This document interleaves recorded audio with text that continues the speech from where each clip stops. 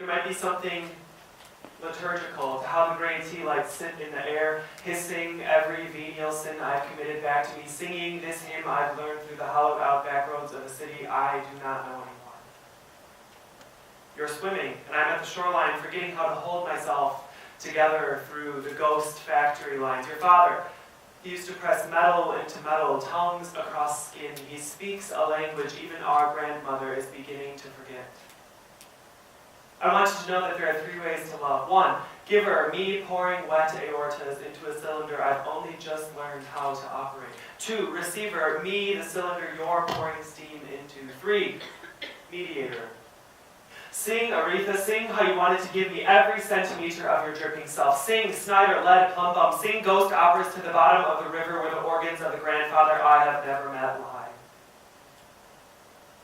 I wanted to disappear. So I marched on to 96 and rode the whole way there with the windows up, the music down, the relic my grandmother gave me for my 17th birthday in the passenger seat. It was a rusty iron cross around a chain, heavy like the creamer she puts in her coffee. I used to twist the bottom screw up, release a cloud of dead skin-smelling ghosts. Inside, the cross was lined with velvet, stained, and lying was what looked to be a fossil. Attached to the fingernail was a delicate piece of paper scrawled across it in light pencil, Saint Therese. Somehow I wanted more, so I moved into the right lane with my left hand, prayed in the name of the Father, the Son, and the Holy, while I threw the entire monument out the window. Ghost.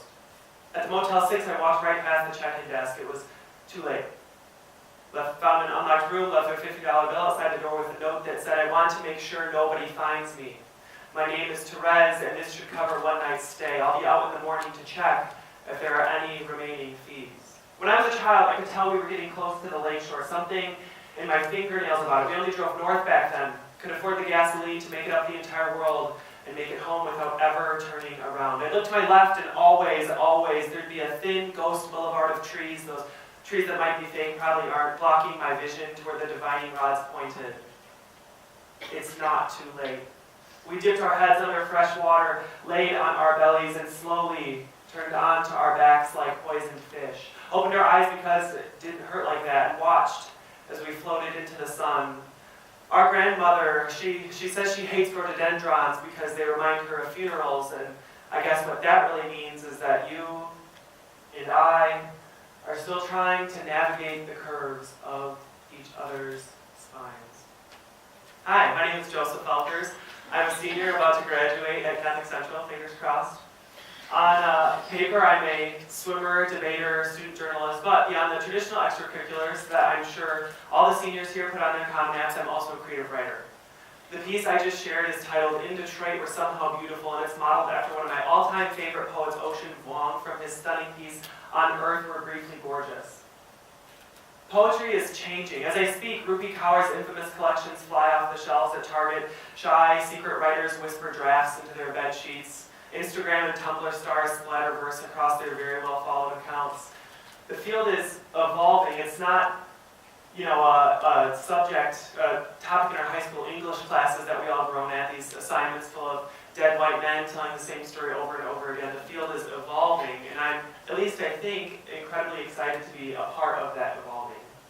This next piece is, I hope, a step in that direction. It's called Identifying Marks. But this isn't a story about Zaltis, how I wanted the snake tattoo wrapped around me. No, that's no way to really heal. This is a poem about how my father's tattoo is of a tree, not of roots dating deep into my genealogy, branches turned to fables, but the tree of the sun. I think it's kind of funny that I can't tell what the symbol stabbed into my body at light speed actually means. Or my mother tells me this was all for show. Or my grandmother, she refuses to speak, but when she does, a song about a bear cub, his father leaving for sweet honey escapes her paper diabetes lips, and for just a second, I understand exactly what she's trying to tell me. I think it's kind of funny how we burn all the leftovers every autumn, save just 2 crossing stalks of grain. This is no Thanksgiving I remember, just a sacrifice to the God I say a prayer to every time I see my right shoulder. While Frost writes about the beauty of nature, Whitman the dramatic pangs of the American experience, I am here to write about myself, my family, our shared creation story. My paternal grandparents immigrated from Latvia, this forgotten small Baltic state west of Russia as refugees of the Cold War.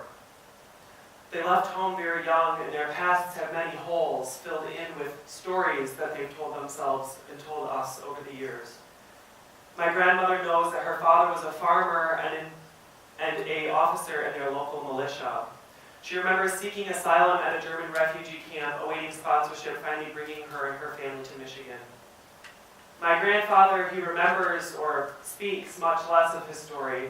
He was brought to Mississippi as an indentured servant, and as for the rest, speaks of picking cotton all the way to Michigan.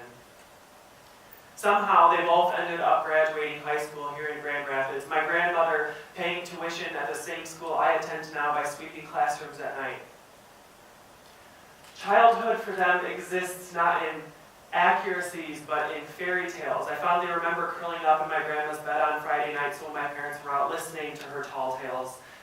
She'd tell all sorts of ones about, when she ran away from the camp to go and see the circus, or when she wanted to make the little lady in the radio sing, the one that sings, when you want the radio to play music. So she fed the machine a chocolate bar, shoving the candy in and breaking it completely. It doesn't matter how true or untrue these stories are, it's a personal mythology that she's handed down to her children, her children's children, and that I aim to immortalize in my poetry. This next piece is for her. It's titled On Horology. Relax. It's just something about the longest day being the shortest night. I keep having this dream where I spend the extra hour at Grandma's house.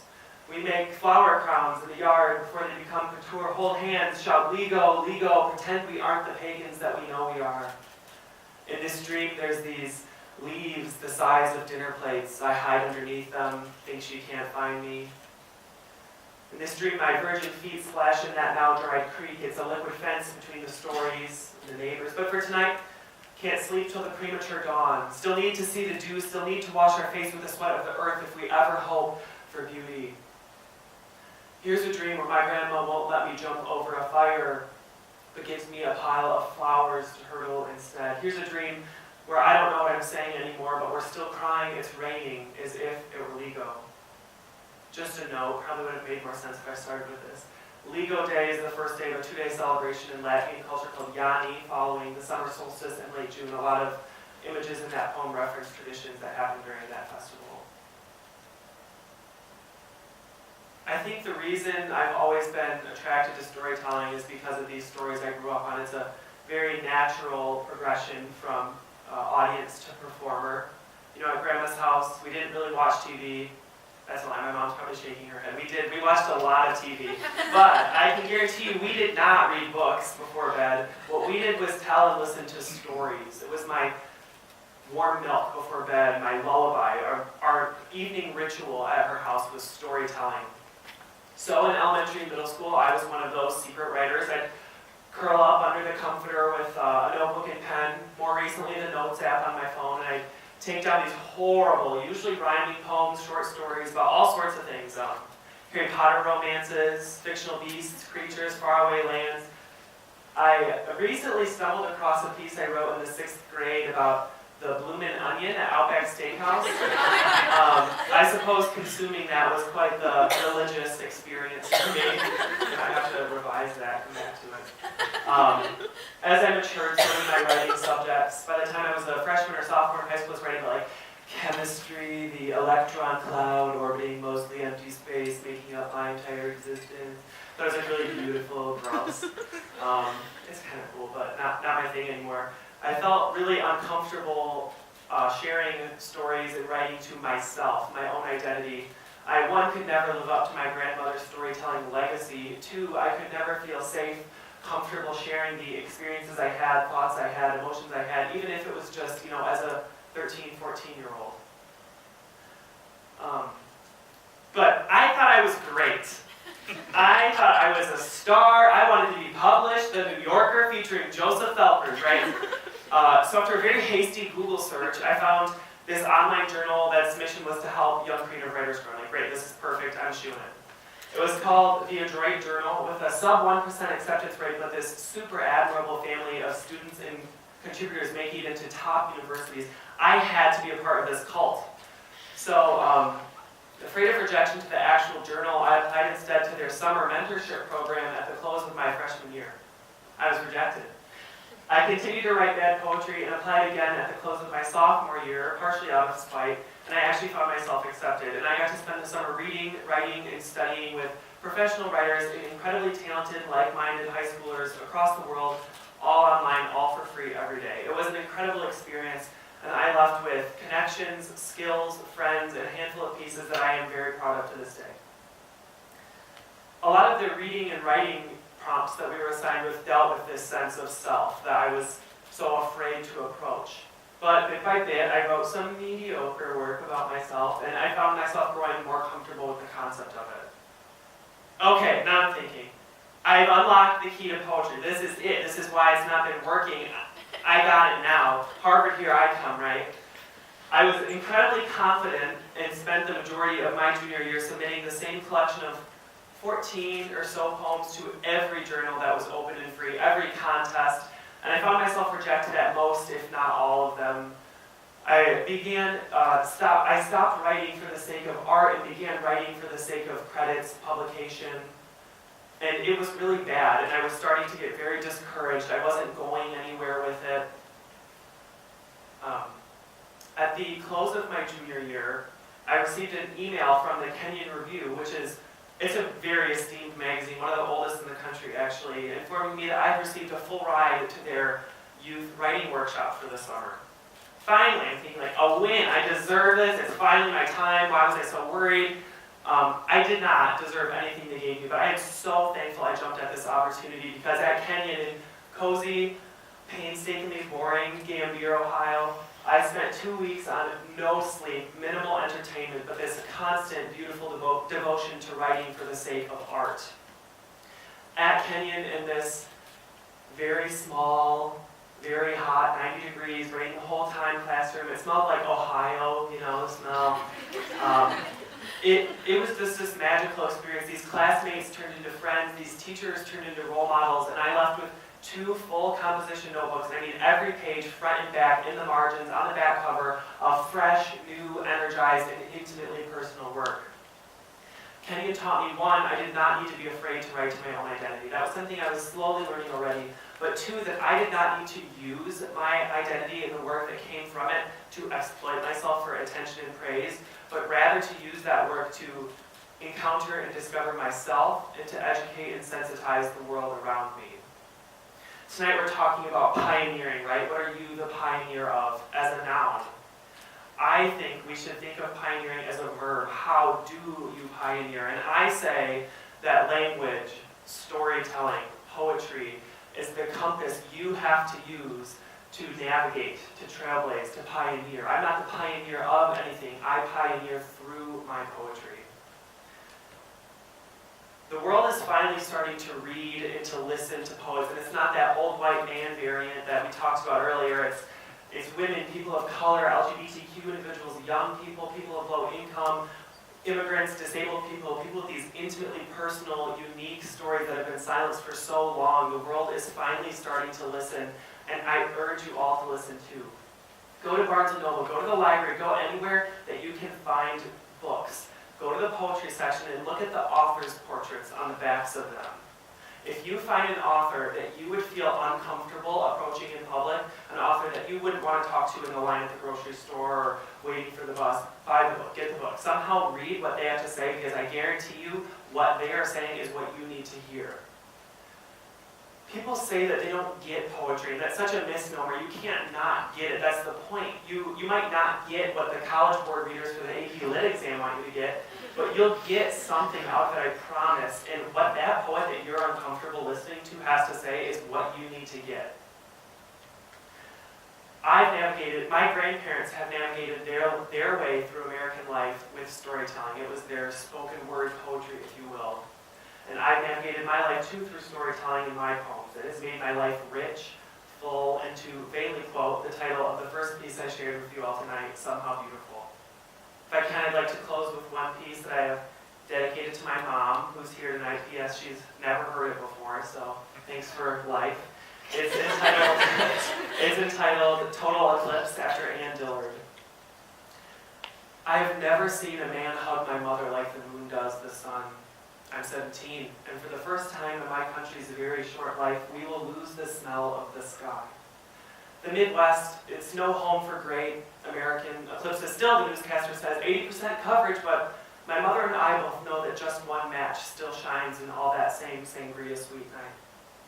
I'm 17, and this will not be the first time in my country's very short life where it will be all gray. In my two-tone dreams, my mother and I would drive as far south as Tennessee. Nashville sounds nice, miss a day of work, but for 6 hours pay, we'll watch the birds jet lag themselves, the blue drain from everyone's eyes, laugh about it some other time. We'll be each other's radios the whole 9 hours, stop every hour or so for waiting room coffee, pretend like lots of things aren't happening. We don't talk. I guess what I'm trying to say is that her and I have been trying for so long to learn to see in the dark. Thank you.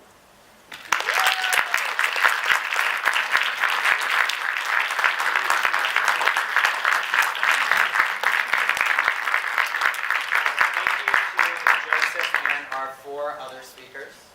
Thank you all so much for coming. Do not forget to grab a cookie on the way out. We could not have made any of this possible without you guys' support. Yeah, round of applause for you guys. Thank you.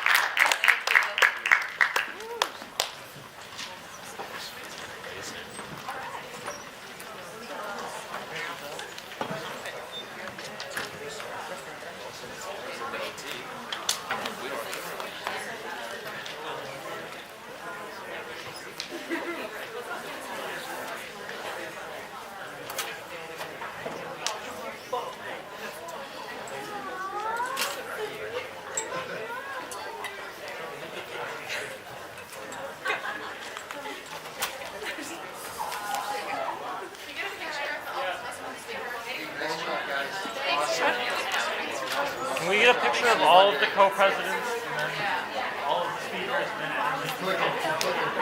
Want to use mine too? Thank you.